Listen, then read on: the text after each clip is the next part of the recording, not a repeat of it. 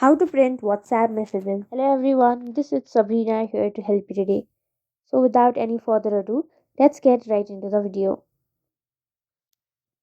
So first, launch your WhatsApp application. Now go to the chat that you want to print the chat of.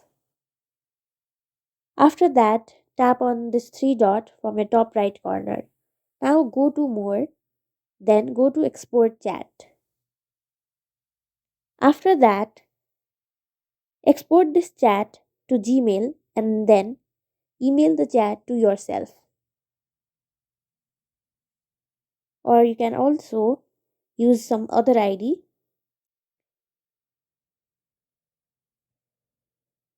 I will just email this to myself. So after that, convert the zip file to a PDF file using some converter online, and then you will be able to print it. So that's it. Thank you for watching this video. Make sure to like, share and subscribe to our YouTube channel.